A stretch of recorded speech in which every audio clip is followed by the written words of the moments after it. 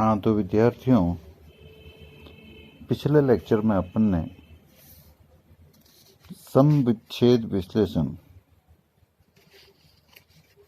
और सुरक्षा सीमा के बारे में विस्तार से चर्चा की थी और सम विच्छेद विश्लेषण की सीमाओं के बारे में जानकारी प्राप्त की थी। आज अपन एक उदाहरण की सहायता से विभिन्न प्रकार की गणनाएं करना सीखेंगे। आपके स्क्रीन पर एक क्वेश्चन है। एक कंपनी एकल वस्तु का उत्पादन कर उसे 10 रुपये प्रति इकाई की दर से बेचती है। उत्पादन की सीमांत लागत 6 रुपये प्रति इकाई है और स्थिर लागत 400 रुपये वार्षिक है। आपको गणना करनी है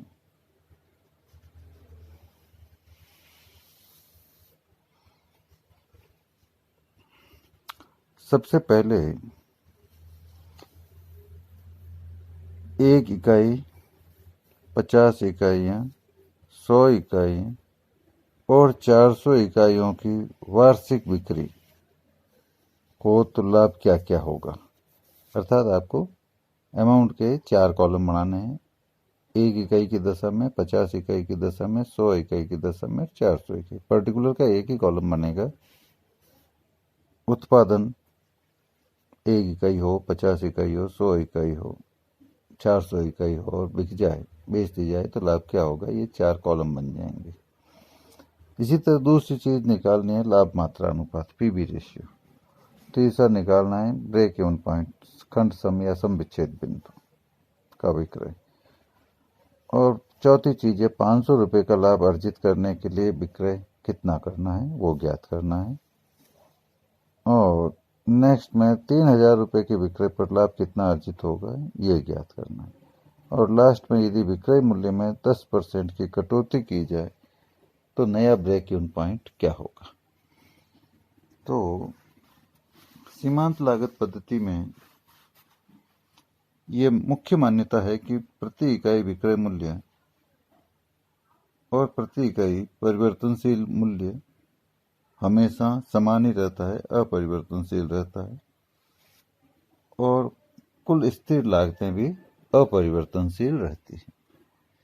अब देखिए आपके स्क्रीन पर है, पहला पर्टिकुलर का कॉलम है, फिर 1 इकाई की सूचना है, फिर 50 इकाइयों की, फिर 100 इकाइयों की और फिर 400 इकाइयों की सूचना है। सबसे पहले लिखा है टोटल सेल्स। रेट दे रखी है आपको 10 रुपये प्रति इकाई। तो 1 इकाई है तो 10 रुपये, 50 इकाई है तो 500 रुपये हो गए इंटू 10, 100 इकाई है तो इंटू 10 करके 1000 हो गए, 400 है तो इंटू 10 करके 4000 हो गए। लेस कर दिया वेरिएबल कॉस्ट, ये है 6 रुपये प्रति इकाई। तो 1 इकाई में 6 रुपये घटा लिए, 50 है तो इंटू 6 कर दिए तो 300 हो गए, 100 है तो इंटू 6 किए तो 600 हो गए, 400 है इंटू 6 किए 2400 हो गए। जैसे ये वेरिएबल कॉस्ट घटाई तो कॉन्ट्रीब्यूशन आ गया 4 रुपये, 200 रुपये, 400 रुपये और 1600 रुपये। फिक्स कॉस्ट आपको दी हुई है 400 रुपये, वो आपने घटा ली सब में। तो पहले में आया नेगेटिव फिगर 396, दूसरे में आया नेगेटिव 200, तीसरे में आया नील, चौथे में आया 1200 रुपये का लाभ।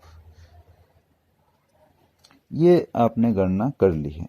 अब आपके जो पहला क्वेश्चन था कि 1 इकाई, 50 इकाइयों, 100 इकाइयों और 400 इकाइयों की वार्षिक बिक्री पर लाभ, तो ये आंसर आपका आ गया। 1 इकाई यदि उत्पादित करें तो 396 रुपये की हानि होगी, 50 इकाइयाँ उत्पादित करें तो 200 रुपये की हानि होगी, 100 इकाइयाँ उत्पादित करें तो न लाभ होगा न हानि, और यदि 400 इकाइयाँ उत्पादित करें तो 1200 रुपये का लाभ होगा। ये पहला आंसर आ गया।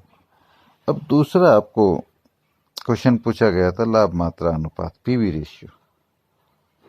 पीवी रेशियो का फॉर्मूला है कंट्रीब्यूशन अपॉन सेल्स। तो पहले में कंट्रीब्यूशन 4 रुपये और सेल्स है 10 रुपये, तो 4/10। दूसरे में है कंट्रीब्यूशन 200 रुपये, सेल्स है 500 तो 200 अपॉन 500। तीसरे में कंट्रीब्यूशन 400 रुपये और सेल्स 1000 रुपये, तो ये लिख दिया 400 अपॉन 1000 रुपये। और लास्ट में है 1600 अपॉन 400। सब में पीवी रेशियो कॉमन आएगा 0.4, तो इसको 40% इंटू 100 करो तो 40% हो जाएंगी, क्योंकि सब में सेल्स और वेरिएबल कॉस्ट कॉमन है, नेचुरल है, पीवी रेशियो कॉमन ही आएगा। तीसरा क्वेश्चन था आपका ब्रेक इवन पॉइंट याद करना। ब्रेक इवन पॉइंट का फॉर्मूला है F upon PV. F means fix cost, fix cost आपको दी हुई है 400 रुपये, अपॉन पीवी 0.4 है तो 1000 रुपये आ गए ब्रेक इवन पॉइंट, हर एक में ही वही है।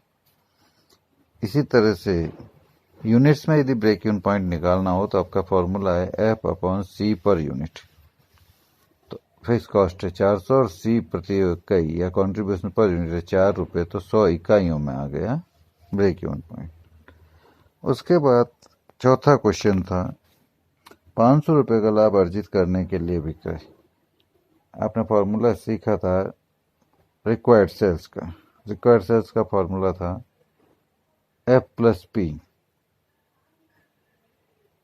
Upon PV. तो F plus P fix cost है 400, पी प्रॉफिट है 500, तो टोटल हो गया 900, अपॉन पीवी। पीवी है 40% या 0.4, तो 900 डिवाइडेड बाई 0.4 कर दो या 900 डिवाइडेड बाई 40 इंटू 100 कर दो, तो 2250 आ गई। 500 रुपये अर्जित करने के लिए 2250 रुपये की बिक्री करनी पड़ेगी। और यदि रिक्वायर्ड सेल्स यूनिट्स में निकालना हो तो desired profit plus fix cost upon contribution per unit, तो वही 900 अपॉन 4 कर लो तो 225 इकाई आ जाएगी। उसके बाद आपके क्वेश्चन था 3000 रुपये के विक्रय पर लाभ। सेल्स 3000 हो तो प्रॉफिट कितना होगा? तो प्रॉफिट के लिए आपको फॉर्मूला आपको पता है S into PV minus fix cost, क्योंकि आपको अच्छी तरह से पता है कि लाभ के लिए फॉर्मूला है कंट्रीब्यूशन माइनस फिक्स कॉस्ट। तो कंट्रीब्यूशन निकलता है एस इंटू पीवी से। तो profit at a sales of 3000 बराबर 3000 इंटू 0.4 माइनस फिक्स कॉस्ट हो जाएगी 400 रुपये, तो 800 रुपये का लाभ हो जाएगा। उसके बाद लास्ट आपका क्वेश्चन था यदि विक्रय मूल्य में 10% कटौती की जाए तो नया सम विच्छेद बिंदु बता। विक्रय मूल्य में कटौती 10% करनी है। प्रेजेंट में विक्रय मूल्य है आपका 10 रुपये, उसमें कटौती करनी है 10%, तो 10 रुपये का 10% होता है 1 रुपया। तो 10 माइनस 10% ऑफ 10 बराबर 1, तो आ गया 9 रुपये। तो न्यू सेलिंग प्राइस आ गई 9 रुपये। और वेरिएबल कॉस्ट में कोई परिवर्तन है ही नहीं, केवल सेल्स में का है। तो नया पीवी आ जाएगा S minus V upon S. तो एस है 9, वी है 6 अपॉन एस 9, तो selling price 9 minus variable cost 6 upon selling price 9, तो 3/9 और 2 से 1/3 या 33 से 1/3% आ गया पीवी रेशियो। तो ब्रेक इवन पॉइंट कहाँ होगा? F upon PV. तो एफ है 400 और पीवी है 1/3, तो 1200 रुपये आ गई ब्रेक इवन सेल। इस तरह से ये आपका पूरा हो गया क्वेश्चन। इसके बाद अपन एक और क्वेश्चन सॉल्व करेंगे जिसमें 2 अवधियों की बिक्री और